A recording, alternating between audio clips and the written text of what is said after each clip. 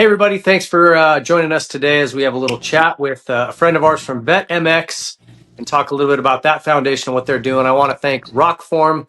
These guys make the most incredible phone cases, phone screen protectors, all kinds of mounts, battery chargers. It's an incredible company. Check them out if you haven't. And I want to introduce you guys to Peter Linquist, and you are the championship director at VetMX. It seems like you probably wear a lot of hats over there, Peter. Why don't you tell us a little bit about your background? So I am the championship director and the member liaison for the Veteran Motocross Foundation. A little bit about my background. I was served in the Marine Corps. Went in and actually swore in on 9/11/2002, a year after the attacks. That's what kind of pushed me into the Marine Corps was those attacks. And served 2 tours in Iraq, was injured in 2005 on my second tour there. Had a very severe traumatic brain injury, along with, bones broken and other things like that when I was in a Humvee explosion that was the only survivor, and lived with a lot of different emotions since then, but found a place that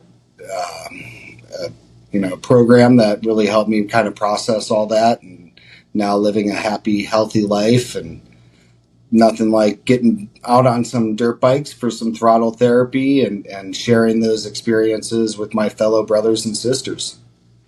Yeah, and I love what your organization is about. And for those who may not know all the details of it, why don't you give us a little bit of background on the VetMX Foundation, the foundation itself? Let's start there. So the foundation was actually started by two brothers, Dustin and Cody Blankenship, out in Maryland. Cody was a Marine. Dustin was in the Air Force, and he had a lot of injuries and stuff. And they started, utilizing dirt bikes as a way of therapy. And I don't think they realized how big it was going to get. Now we are about 1,500 members nationwide. We do like a $20 a year membership fee. That's just for us to be able to, pay for clinics and websites and stuff like that. Nobody from our foundation collects a paycheck. We do all this work. Everybody on the board and everything else just does this stuff because for the love of moto and the love of our brothers and sisters. But we're nationwide. We host clinics and ride days all over the country. We encourage our members. One thing our founders always wanted is any member of the foundation is an owner of the foundation. So we encourage our members to put together ride days and clinics, and we have worksheets that will help them with that. And then we'll help with the funding to make that happen. And then we also do a big championship, which that's kind of like my big deal, out in Bar to Bar MX in Mays, Kansas. This is a week-long event that's totally free for our members. We provide breakfast and dinner. We end up renting like 20 campers from McConnell Air Force Base, bring those over to house guys and girls. And it's just Monday through Thursday. It's more of just the veterans being around each other, riding a little bit. And it's not so much about throttle therapy. Has a lot to do with it, just because it's the only time a lot of our minds can shut off and all we're paying attention to is what's in front of us. But a lot of therapy also is in the pits when we're able to share our stories with other men and women who've wore that uniform, who've worn those boots and understand what we've been through. Yeah. There is a lot to that. And as a first responder, a fireman, I can relate a little bit. I certainly don't pretend I've ever been in a war theater, but when you share, whether it's a traumatic call with, fatalities or whatever, or fires that got really sketchy, us sitting around the coffee table and just talking about it and really joking about it. That's how firemen tend to deal with it. I imagine it's the same in the military. Yeah, a lot of dark humor. Yeah, I think most people would just be like, you guys are out of your mind, but that's our way of kind of dealing with it and processing it. And so I think it's very similar that way. And you mentioned throttle therapy a couple of times. I mean, explain that a little bit. I think I understand what you're talking about, but that's almost like a mantra for you guys. Why don't you go into that a little bit? So throttle therapy, like I said, it's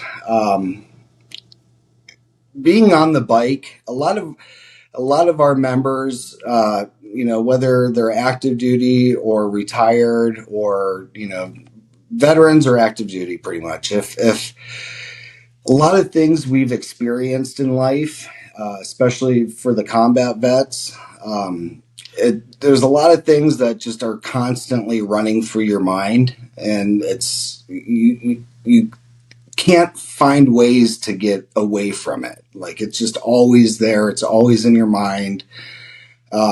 So getting on the bike and twisting that throttle is therapy, because like I said, just being able to shut off everything around you and having that tunnel vision of just what's in front of you, you're not processing all this other stuff, like you can drive a car and be talking on the phone and eating at the same time and doing all this stuff. But when you're on a dirt bike, man, especially on a track or a trail, whatever, you can't do any of that. All you're doing is what is in front of you. Yeah. Yeah, you have to be completely in the moment. And I think it's something that a lot of people appreciate about our sport is whatever's going on inside of here, if you go out and you're really riding hard, you can't focus on that. You have to focus on what you're doing. So that is a form of therapy, not to mention the dopamine dump that comes after it. So there's a lot of good things that come out of it. Where are you guys? You said you're based out of Kansas. Is that kind of where the foundation is? No, so the championship is held in Kansas, and we picked Kansas because it's kind of middle of the country. Right? We have members from Maine, from Florida, from Washington to California, and everything in between that kind of just meet there. So we tried to pick a kind of central location for that championship, but we're based everywhere. Okay. You sign up today and become a member and get on our pages and stuff, and you'll find guys in your area that you can go and ride with. And Mark, our president, Mark Cody's even said this before, and I can attest to this, is you'll have a couple of members call you up and you'll head out to the track, and you might not even unload your bikes. You might just end up sitting around just talking, and because it's you're around like-minded people that understand, and it's a time for a lot of us just to open up and talk about things that we don't really talk to about with anybody else, not our families, not friends, or just it's that brotherhood. And I was actually a firefighter prior to the military. That's kind of what 9/11 is, what pushed me in. So firefighters also, it's the kind of same thing. You know what I mean? Like, it's just that brotherhood, that familyhood, Yeah. Yeah. When you have, whether it's an incident or something that is traumatic, really one of the best ways to work through it, I've found, and I've had a couple of these, is just talking to someone who's been through the same kind of thing. And, that's that brotherhood you're talking about, because no one else can understand.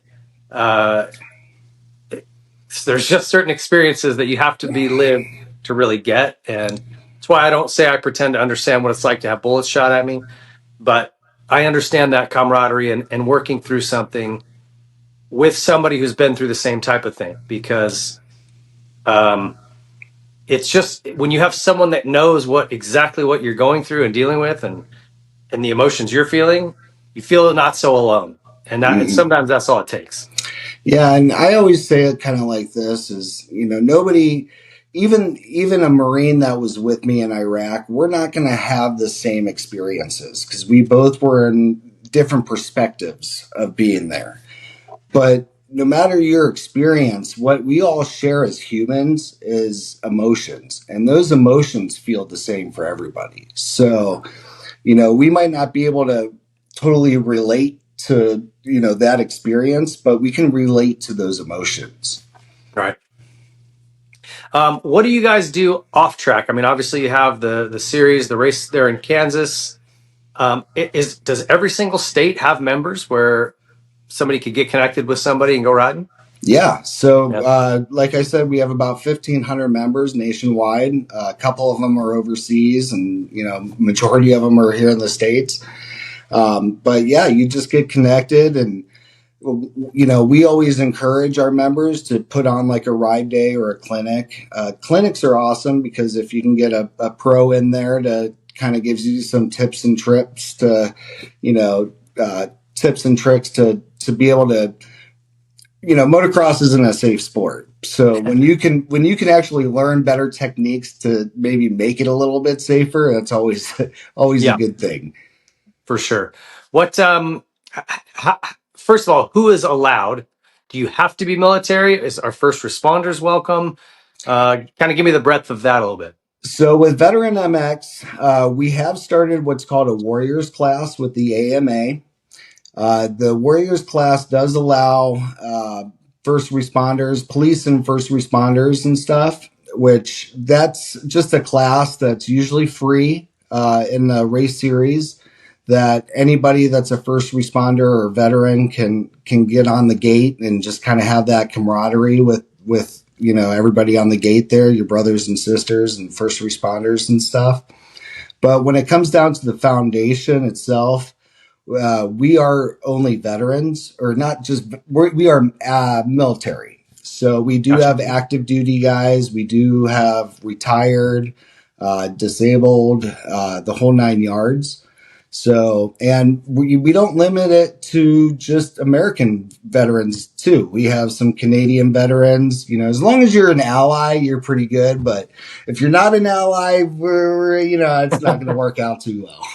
Not a lot of North Korean members. No. What's the best way for folks to get involved? Is it, you have a website, or how do they connect with you? Yeah, so if you go to veteranmx.com, that is our main website. If you want to join, you'll click to join now. That will direct you through, it's called GovX, which a lot of military members know about. And that's just for us to be able to verify your military membership, or your military service, as I should say. And then it'll take you back to the website so you can purchase, spend that $20 for the year-long membership. And with our memberships, we have a ton of sponsors with the industry that make, our three main peers of the foundation is community, therapy, and accessibility. So with that membership, you will be then opened up to all kinds of discounts to make things more accessible for you to be able to, a little bit cheaper to go out and be able to do such an expensive sport.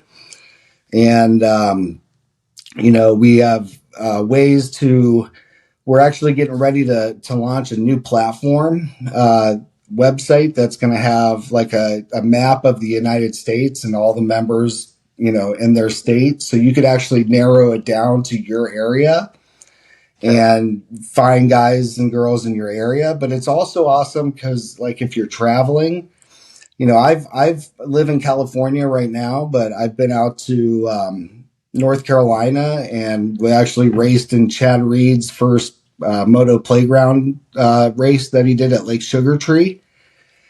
And I had some guys line up a bike for me, had a RV for me to stay in, and the camaraderie there. So it's pretty awesome because no matter where you go, there's going to be a vet around that area that you can go and see and hang out with.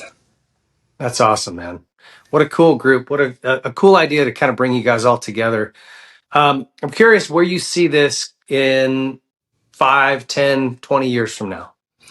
I would love to, see us grow more, get the word out there. We are set up at all the pro nationals and supercross rounds, and, we can't thank, Feld Entertainment and Pro Motocross enough for allowing us that opportunity to just kind of spread the word of VetMX. Um, but we actually recently just signed a deal with Starkvarg, and they supplied us with a couple of bikes for free, and to just be able to allow us to get other vets that might not have bikes out on bikes. And adaptive guys too is a big thing with us. We work a lot with another nonprofit called Motodemption, who they have the bikes that are already adaptive for the paraplegics and stuff. And because we have a lot of members that are missing limbs or can't walk, and so just being able to get them out and for them to be able to kind of rip it around, and as an instructor for that group, the tears of happiness these guys have when they come off the track is just amazing. That's awesome. Yeah, well, I think you guys have something great going on. Anything we can do to support it, you sure let us know. We'd love to be involved. I appreciate what you guys have done, your service, everybody that's part of your membership, and everyone who's served. It's a often thankless job, and comes with a lot of baggage, as you can attest to. So this is a great way to work through that. I mean, whether you've been in the military or not, riding is that one thing that lets you just push everything out and just be in a moment with something really, really fun, really pure. So I think we all have that love of the sport for the same reason.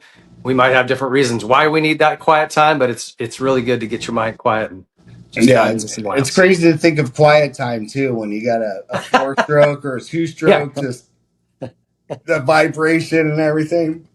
But Again, if you don't ride, you don't understand that. It doesn't make any sense. But if you do, you get it. but Right? yeah, and I think in 5 years, I would love to see the foundation, maybe doing a little more, and that would be, fundraising. If we got more into that, because we're veterans, we just did our job. We don't expect anything from anybody.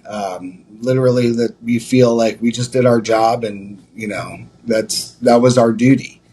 And so, but if we can start, getting out there and fundraising and doing that hard thing of asking for some money, then we could definitely do a lot more, with clinics and ride days and retreats and stuff like that. So I would love for the foundation to get to that point where we are doing more things like that. And yeah, so for anybody listening, if every dollar helps. If you want to help us out, you can go onto our website at veteranmx.com, and what do those kids say? Smash that donate button.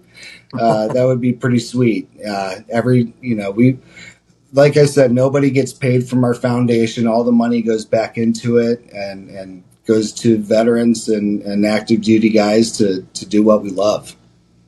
That's awesome, man. Well, keep up the good work, man. It's such a cool deal. Thanks for taking a few minutes to chat with us, and let's kind of update this every 6 months or so. And if you guys have events going on, let us help you promote those, and let people know they're happening so they can get involved in their area. Well, I appreciate it, and I appreciate you guys having us on the show and just letting us kind of get the word out there, because there's a lot of men and women out there struggling that shouldn't be. And we're not just dirt bikes too. If you want to get a hold of us and are more into fishing, we'll send you to a nonprofit that does fishing. We have connections with a lot of different nonprofits. We have connections with help and resources. For example, right now I'm at a UCLA at a program called Operation Mend through the Wounded Warrior Project, and I'm here working on ways to help me live life better with a traumatic brain injury. So it's not just dirt bikes for us. It's just about being there for our family, being there for our brothers and sisters, and like I said, just head over to the website at veteranmx.com. You can even follow us on Instagram at veteran_mx and see what we're up to. Awesome. Well, I love that community you're building, Peter. Keep it up, and let's talk again soon. Perfect, David. Thank you so much. I appreciate it. You got it. Take care. You too.